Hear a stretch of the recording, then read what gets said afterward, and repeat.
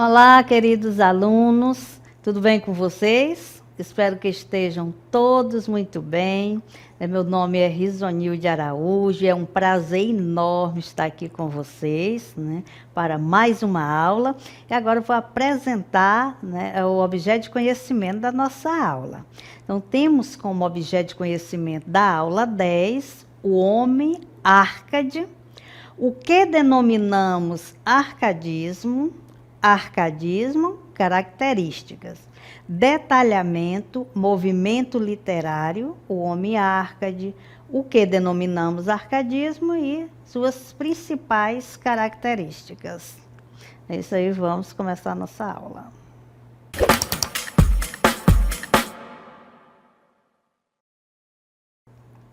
Então, estamos aqui para falar de mais um movimento literário. Que movimento é este? Então, aqui, esta imagem, ela vai falar muita coisa sobre esse movimento, que a gente vai trabalhar na aula de hoje. Então, por que eu estou neste lugar? Para demonstrar a essência dessa escola literária. Então, estou no campo, no meio da natureza, num lugar tranquilo, maravilhoso, Então, com muita paz, muita energia boa. Então, esta escola literária que traz tudo isto chama-se arcadismo, Então, o que é arcadismo? Mais um movimento literário que você irá conhecer, que foi chamado também de setecentismo ou neoclassicismo. E o seu marco inicial nós temos em Portugal e no Brasil. Aconteceu em Portugal com a fundação da Arcádia Lusitana. Então, que é essa Arcádia Lusitana, um movimento para combater os excessos do barroco.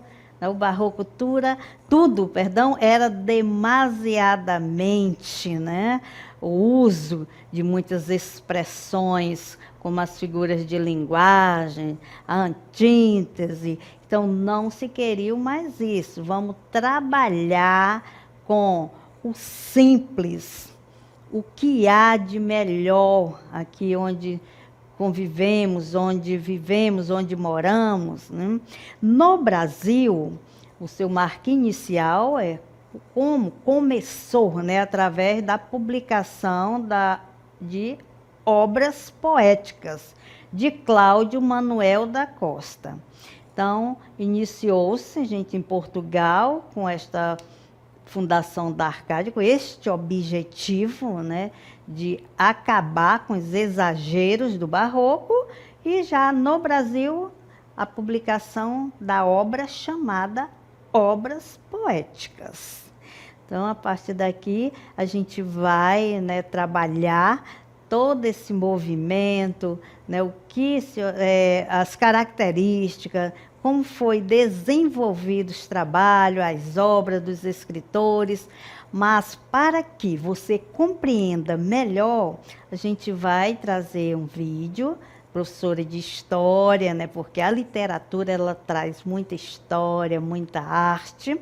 Então ela traz um vídeo para contextualizar esta situação, este movimento, o que estava acontecendo na história, do Brasil, do mundo, do Brasil, principalmente. Então, vamos assistir ao vídeo.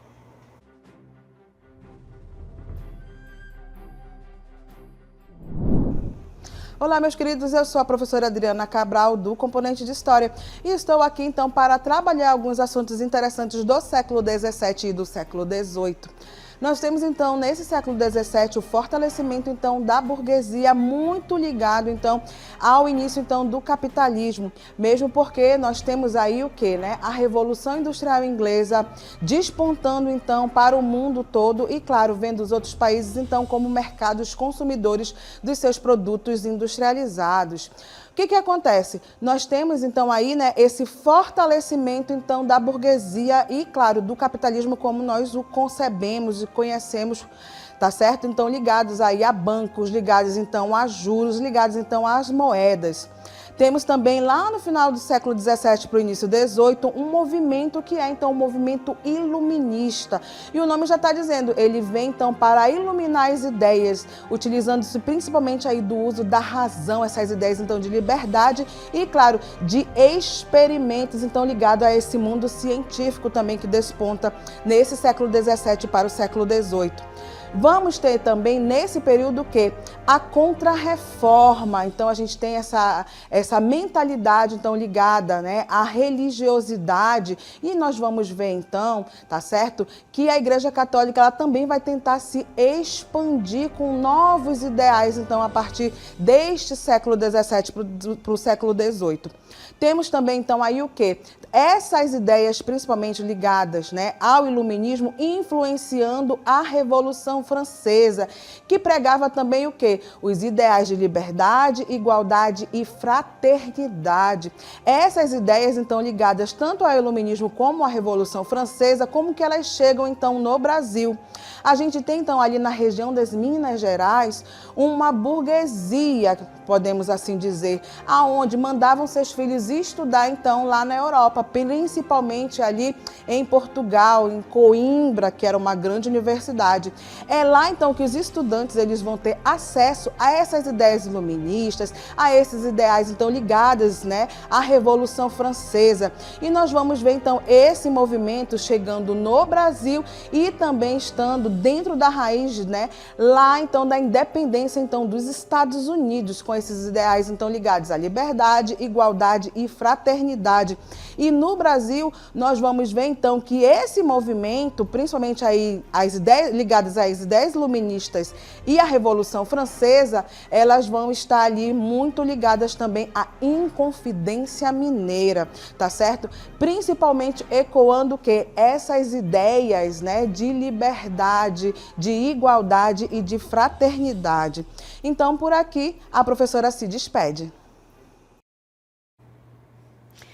Olha, muito bom a gente conhecer, né, a realidade do que estava acontecendo na época, porque é importante para você reconhecer nas obras literárias, né? Se você compreende todo esse contexto histórico, vai ficar mais fácil você fazer sua interpretação dentro das obras literárias, porque elas acompanham a época, né? Então, os escritores, eles trabalham dentro de sua realidade. Se eles estão vivendo determinada época, é claro que eles vão, né, escrever, vão externar coisas que estão acontecendo naquele momento, e não coisas que irão acontecer daqui 10 anos. Não, é aquele momento. Então, por isso que é interessante, né, ao ler uma obra literária, você recorrer ao momento histórico, né, ao contexto histórico que estava acontecendo naquela época, e também conhecer um pouco sobre o escritor, o autor. Aí sim, né, ao ler sua obra, você vai compreender perfeitamente, né, o objetivo do que ele queria, né, transmitir. Então, arcadismo deriva de Arcádia, região mitológica da Grécia, que simbolizava a vida ideal, onde pastores, chefiados pelo deus Pan, dedicavam-se à arte e à poesia. Então, a Arcádia é uma região ideal e fictícia, porque ela não é, quando ideal, é porque eles pensam, né? Mas não significa ser real, né? Fictícia porque é imaginada, né? De extrema beleza, de onde foram expulsas paixões perturbadoras, refúgio maravilhoso e feliz das ideias e o deleite espiritual. Essa região ideal situava-se num campo, em plena natureza pura. Por isso o tema da Arcádia sempre esteve ligado à literatura pastoril e bucólica. Ou seja, né, era imaginada esta vida, né, bela, harmônica, sem nenhuma preocupação, Por isso que o amor, né, não é aquele amor perturbador, né, porque eles queriam viver na perfeita harmonia, tá? Na perfeita paz. Então, Arcade também quer dizer neoclassicismo, porque neo significa novo, né, como eles traziam ideias do classicismo, mas não queria ser exatamente, né, não queria copiar exatamente como era o classicismo. Eles criaram o neoclassicismo, né? O novo classicismo, o novo modo de ver as coisas, o novo modo de escrever. Então, seus autores propunham basicamente a imitação dos escritores clássicos, voltando à antiguidade greco-romana. Quando ele fala imitação dos escritores clássicos, não era copiar, né? Não era pegar um trabalho e plagiar, né? Como a gente fala agora, plagiar um trabalho já pronto, não era nesse sentido, né? A imitação era na estrutura, na forma como eram feitos lá no classicismo, tá? Então, este era a imitação, não queria sair daquele padrão que já tinha anteriormente. Eles iam buscar, né, este modelo de trabalho, tá? E não escrever exatamente, imitar como era as poesias, como eram escritas suas obras. Não era nesse sentido, mas sim seguir uma certa estrutura, um certo padrão. Então, imitando os escritores do Renascimento, considerados fontes de equilíbrio e sobriedade, porque eles criticavam, né, outros trabalhos, por exemplo, do Barroco, né, não gostavam do trabalho da época barroca. Então, o que é que eles consideravam? Sim, o Renascimento, aí sim, são pessoas equilibradas, são pessoas sóbrias. Então, por isso, a gente deve seguir à risca, né, a sua forma de trabalhar. Então, as convenções que regiam a arte clássica, como aconteciam? Então, na compreensão do universo, o homem deveria empregar sua capacidade de estabelecer relações lógicas, de raciocinar. Por isso, né, através do iluminismo, o homem foi pelo lado da razão, né? Então, veio a luz, né? A gente vai começar ali a trabalhar, a pesquisar, a procurar coisas realmente clássicas, né? Ideais, que poderiam ajudar a população, e não somente as coisas pensadas, sonhadas, fora de um padrão. O homem não poderia ser valorizado apenas pelo seu lado espiritual, mas também como ser terreno e físico.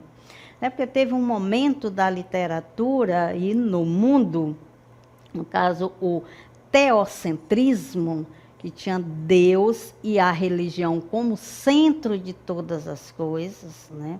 E aqui não. No arcadismo, ele acha que o homem, né, ele não pode se dedicar somente ao lado espiritual, né? Ele pode se voltar para as coisas terrenas, para o físico, para o estudo das ideias, né, para o progresso. Então, aí ele começa a verificar que não é só de religião que vive o homem, né? O homem precisa de outras ações, né, de outros trabalhos, para que ele se desenvolva como pessoa aqui na Terra.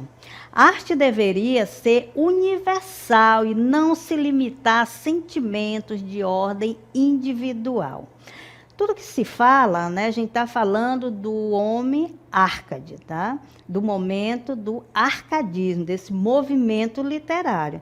Nós saímos do barroco É claro que quando se sai de uma escola literária, né, sempre tem algum escritor que ainda traz alguma característicazinha daquela escola anterior, né? Nesse caso, o arcadismo quer deixar para trás o movimento barroco, né, suas características, sua estrutura, para começar a ver, né, ter um novo modo de olhar para as coisas. Então, a arte deveria, no pensamento do homem Arcade, ser universal, tá? Não pensar só no sentimento individual, só em si. Ou seja, tem que pensar no coletivo, trabalhar uma forma que traga, que desenvolva, né, a comunidade, a sociedade de modo geral, e não que traga trabalhos, arte,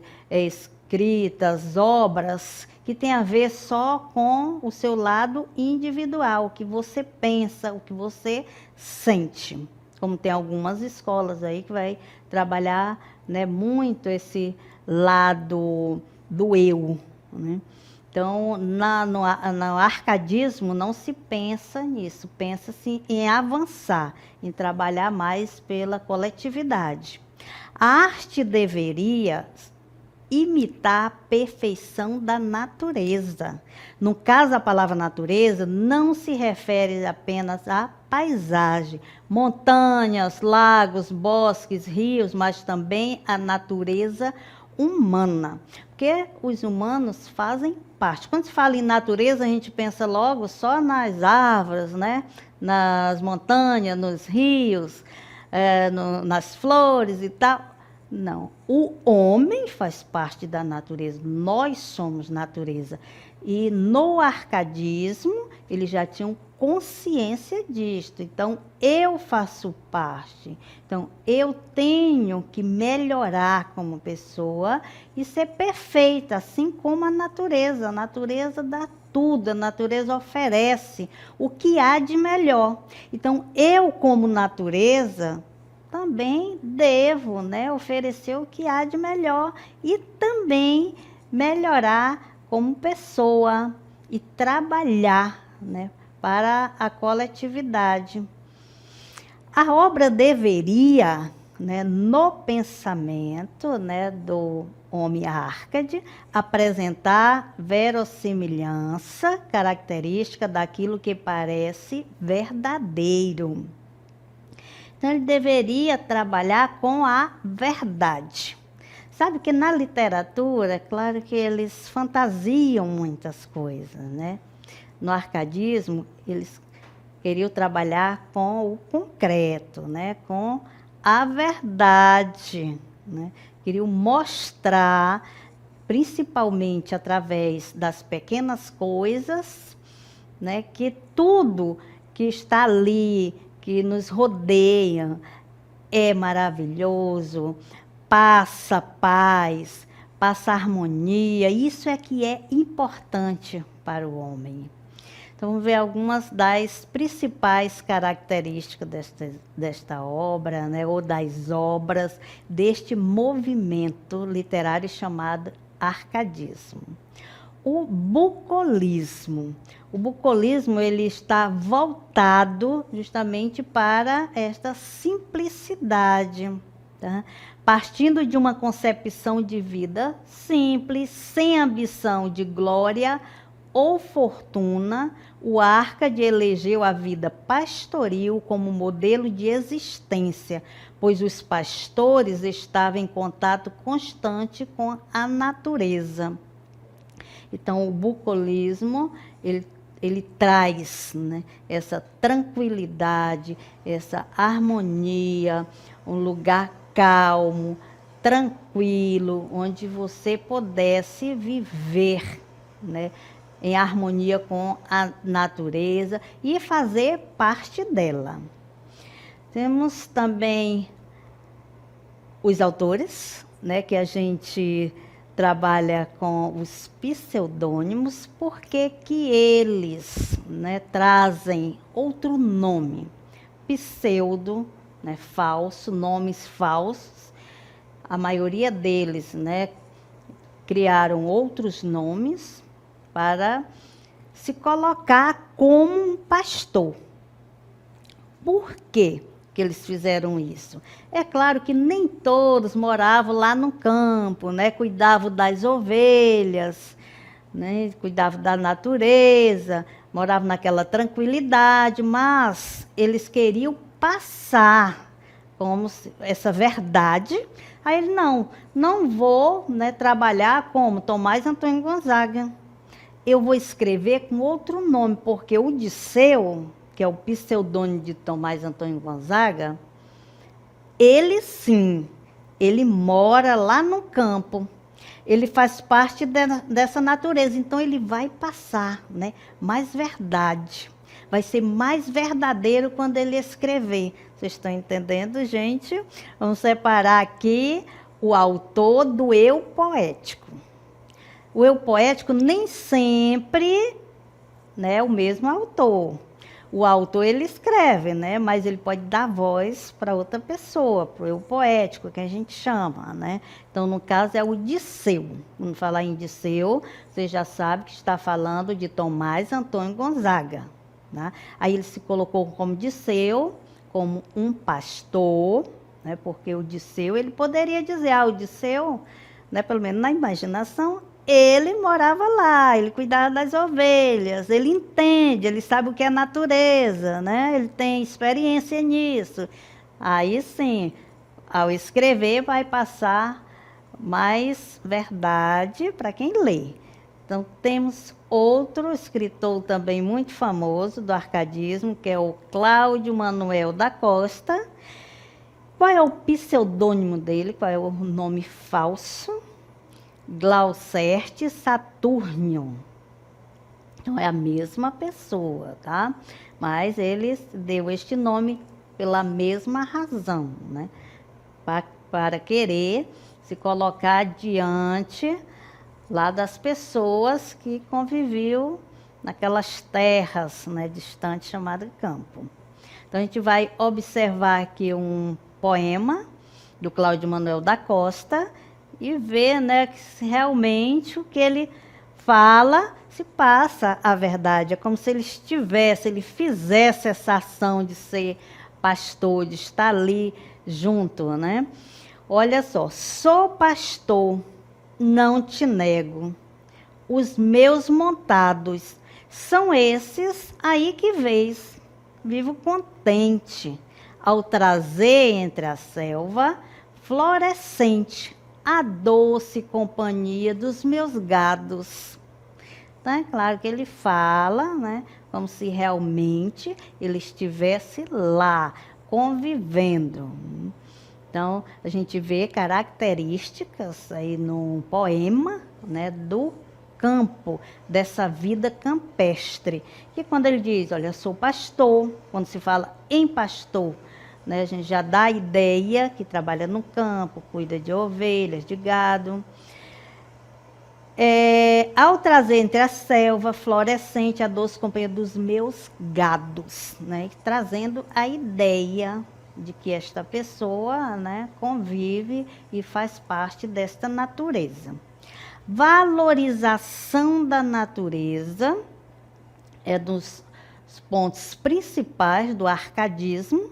Então, nos textos árcades, a natureza é retratada de maneira mais serena, mais tranquila, em oposição ao dinamismo da natureza focalizada pelos barrocos. Então, é diferente, né? No barroco, a natureza é bem mais dinâmica, divertida, né? Eles aumentavam tudo, as cores, mas não, essa natureza do arcadismo é diferente, né? Mais amena, mais tranquila, porque tem que passar, né, este ar de simplicidade. Então, a gente agora vai ouvir, né, e ver também, assistir a um áudio, e vocês também podem acompanhar aí o poema. Vamos lá. Acaso são estes os sítios formosos, aonde passava os anos gostosos? São estes os prados, aonde brincava, enquanto pastava o manso rebanho que ao seu me deixou? Então, observe aqui, a gente vai voltar rapidinho só com o poema. É para vocês observarem que tem o trecho sempre está falando, né? Ou de natureza, ou de campo, ou de rebanho. Olha só, sítios formosos, né? Aonde passavam os anos gostosos, quer dizer, né? Onde passavam os anos gostosos, naquele lugar maravilhoso, de paz, de tranquilidade, aonde brincava enquanto pastava o manso rebanho. Veja que os poemas, né, as obras sempre estão falando de rebanho, de campo, de natureza. É uma das características, né, marcantes deste momento. Então, tranquilidade no relacionamento amoroso, né, que não é uma coisa muito enfatizada nesse estilo literário. Relacionamento amoroso aparece nos textos Árcades, envolto numa atmosfera de tranquilidade, sem paixões exacerbadas, que alguns movimentos nessas paixões são muito quentes, mas no arcadismo não. No arcadismo é tudo muito tranquilo, né? Tudo muito zen, que está ligada à natureza, né? Então, essa paixão carnal entre homem e mulher não é uma coisa importante para eles. E universalidade, não se pretende a dramas individuais, né? Ou seja, não se preocupam só com só consigo.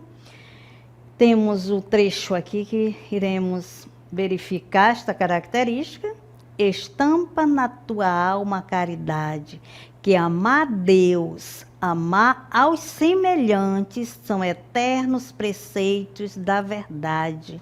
Então é importante você amar, não só você, mas amar o seu, né? Seu semelhante, aquele que está ao seu redor. Presença de entidades mitológicas, né? Está relacionado à mitologia. O escritor Árcade reaproveita os seres criados pela mitologia greco-romana, deuses e entidades pagãs, né? Da época da Idade Média.